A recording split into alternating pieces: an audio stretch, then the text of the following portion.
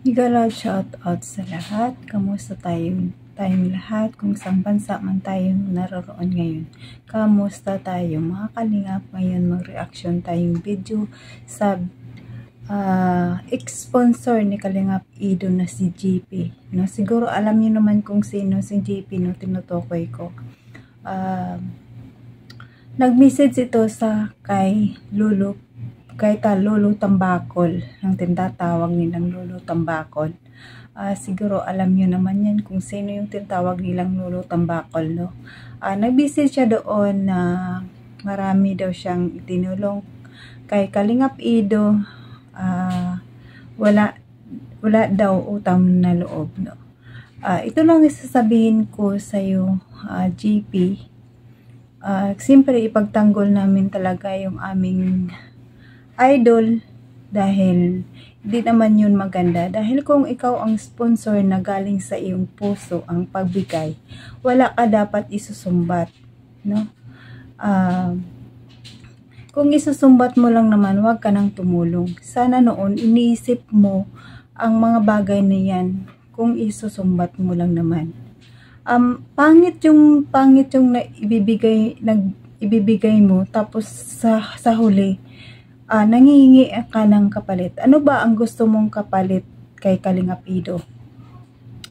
Isa lang yun. Ay gusto ka sa kanya. Pambihira yan. Pangalawa, ano ang gusto mo sa kanya? Pakasalan mo siya. Dahil sa may pira ka, akala mo lahat makukuha mo. Hindi mo kayang madadala sa pera si Kalingap Ido. Ang gusto ni Kalingap Ido na mapangasawa yung amoy kulon, hindi amoy isda. Sana naisip mo yan, sana noon bago ka nagbigay kay Kalingap Ido, pinag-isipan muna, no, ng mabuti. Sana pinaritoki mo na lang ang pera na binigay mo sa kanya. Baka sakaling gusto pa siya sa'yo. No? Sa totoo lang kay, real talk lang tayo, no? Kasi ang hirap yun. Sakit yun sa part ni Kalingap Ido na sa bandang huli isusumbat mo yung mga binigay mo sa kanya. Sabi mo, marami ka nang itinulong, parang walang utang na loob si Kalingap Ido. Ano ba ang gusto mong kapalit? Kaya siguro ka pumunta sa diet noon. Kasi kitang-kita namin doon sobrang kabit ka kay Kalingap Ido Pero sorry ka. Ang gusto ni Kalingap Ido, yung amoy kulon, hindi amoy isda. No, pangit man ako, pero hindi ako hindi ako nag-aano ng mga tao. Pag nagbigay ako, bigay ko na 'yon. Hindi ko na 'yon ulit-ulitin. Dahil pag galing talaga sa puso ang pagtulong mo, talaga masarap sa pakiramdam. Masarap talaga, kagaya ng ginagawa nila Kuya Bal. Kung hindi mo sasabihin na, kung wala ako, wala naman yan. Hindi naman sila nakakapatayo ng ganyan. Pero, wag mo nang ulit-ulitin kasi masakit yun sa part nila. Tama na yun na nagbigay ka sa kanya. Yung dapat ipinagmamalaki mo pa na nakatulong ka sa isang tao na walang kapalit. Kagaya niyan, dapat minisage mo sa Kalingap Ido, sa private message, sa messenger, sa page niya, minisage mo sana siya, oy, Kalingap Ido, marami na akong nabigay sa iyo, pero parang wala kang utang na loob. Dapat minisage mo sa kasya lang nakabasa, pero minisage mo doon sa iba, sa ibang live. Ano ba, makatulong ba yung ibang tao sa problema mo? Laking problema lang yan kasi ipagkakalat naman niya ng ng pinamasahan mo ng message. Siyempre, yung si Kalangap Ido, maibabash na naman. Diba? Dapat iniisip mo yun, no? Na hindi ka makakasira sa isang tao. Siyempre, masakit yung sa part ni Kalangap Ido. Siyempre, siya nagtatanggap lang naman dahil bigay nyo. Hindi naman niya hinihingi. Buti kung nagsabi siya, hoy, JP, bigyan mo ako ng pera, ganito, ganun. Ipagawa ko ng mansion ko. Ibili ko ng pabango ni wifi ko. Ay, pembihira ka, JP. Huwag ka na sana mag-sponsor pa ganyan. Marami naman dyan sponsor, pero hindi naman ganun sa'yo. Naisusumbat mo ang lahat. Wala kang utang na loob. Masakit yun sa part ng Kalangap Ido. For sure. Hindi ako sumasali sa mga ganito guys na reaksyon. Pero kailangan ko ipagtanggol yung hero namin. Yung idol namin. Tignan mo sa live niya, nagsalita nga siya doon. Diba? Mamaya ipakita ko sa inyo yung sinasabi ni Kalangap Ido. Kasi sa live niya, may nag-comment ng gano'n na nag-comment ka daw doon sa kabila na sinasabi mo marami ka nang bigay sa kanya. Walang utang loob. So, binasa niya. Hindi niya pala alam. Pero dapat, binisage mo siya. Huwag mo nang ipagkakalat sa ibang tao na ganito, ganon, ganito, ganito, dami na akong nabigay sa kanya, ganyan, ganyan, parang walang utang na loob.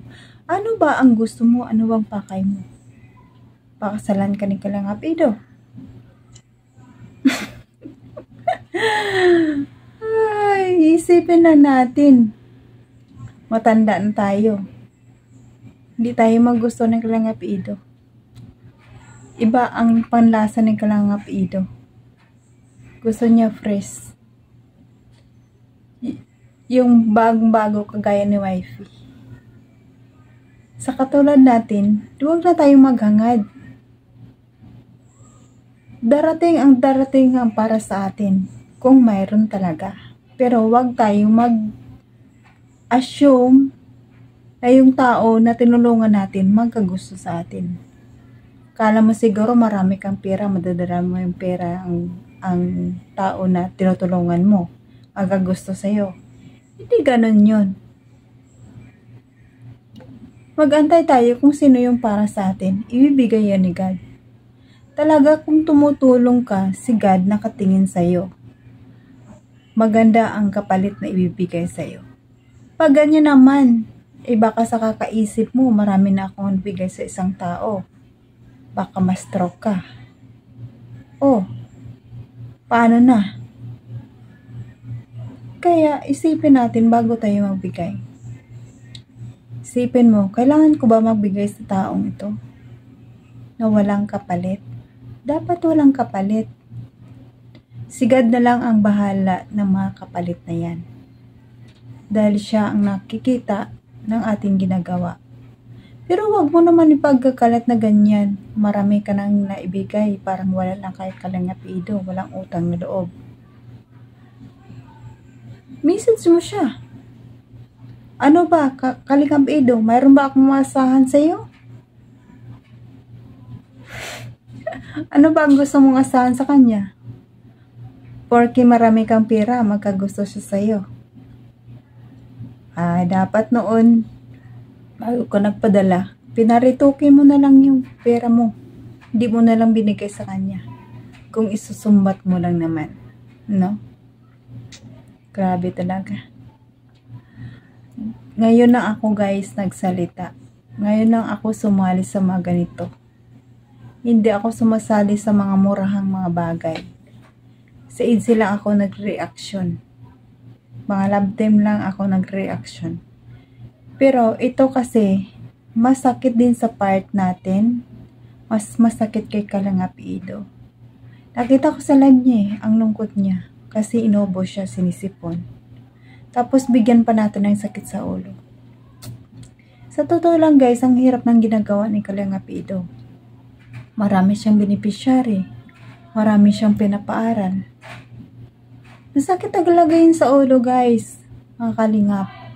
Naiintindihan ko yun. Alam ko yung part na ni Kalingap Ido sa mga tinutulungan niya. Siyempre, minsan, wala din naman sponsor. Galing yan sa bulsa niya ang tinutulong niyang iba.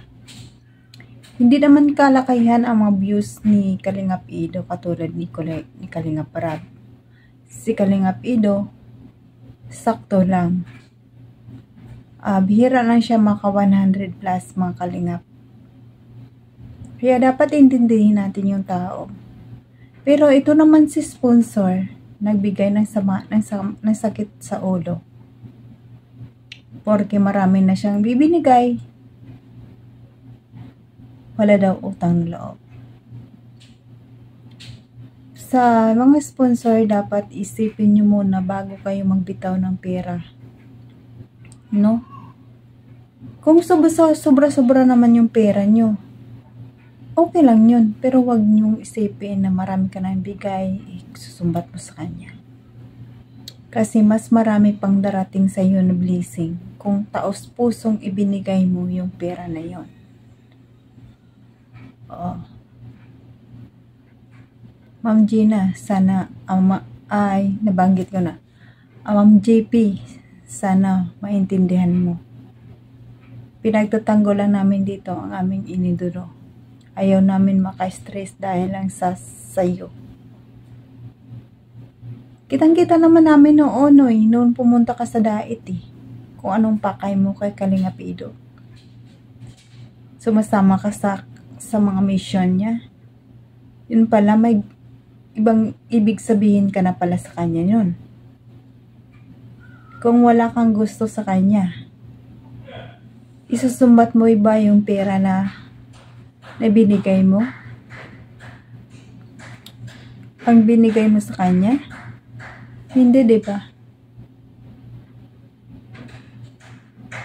Nisip mo na lang sana na, ay, maganda palang makatulong. Ang sarap pala sa piling. Sa totoo, guys, minsan, nagbibigay din ako. Kahit pa kunti-kunti lang. Pero ang sarap talaga sa pakiramdam, guys. Ako, OFW lang ako dito. Ang sahod namin hindi man kalakihan. Pero sinishare namin. No? Na walang kapalit yan. Sabi nga, share your blessing. Kasi balik yan sa'yo, siksik at ligali. Umaapaw pa yan. Ang ibabalik ni God sa'yo. Huwag kang magdamot sa kapwa mo. No? Pero mga kalingap, hanggang dito na lang ang aking dinadaldal. Marami na akong daldal. Mahaba na ang video natin. Ipapakita ko dito sa huli ang sagot ni Kalingap Ido sa message ni JP. No? Sa sponsor ni Kalingap Ido. Screenshot niyo po para mabasa ko natin.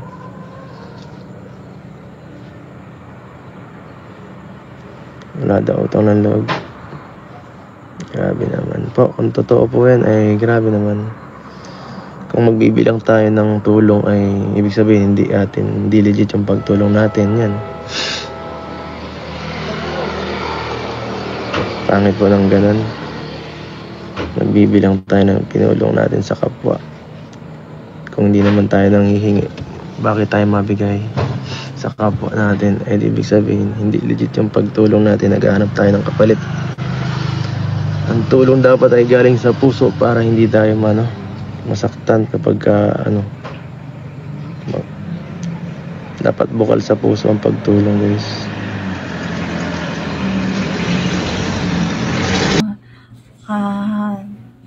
Kaya ang Kalingap, hanggang dito na lang at wag natin kalimutan i-subscribe sa Amanang Kalingap, Balsantos Matubang, Ate Edna Vlog, Kalingap Rab, Kalingap Ido, Jack Tapia Matubang, charity vlogger sa buong mundo na tumutulong sa ating kababayang mahirap. At nandyan ni K-Boys, Reactors, group mo naman sa KCSG, supportaran din natin. At it's me, Ismael Dre Dagisan Official, second channel, Jasmine 05 channel. Kung hindi ka pa nakasubscribe sa akin channel, please subscribe and don't forget to hit the notification bell para updated ka sa aking mga video na ina-upload. Hanggang susunod mga kalingap, sana supportaran nyo rin ako at maraming sa lahat sa suporta sa akin, mga viewers, solid supporters, solid easy. Maraming salamat sa panood sa akin. Please like and share mga kalingap. Mega love, loud shout out sa lahat. Babu!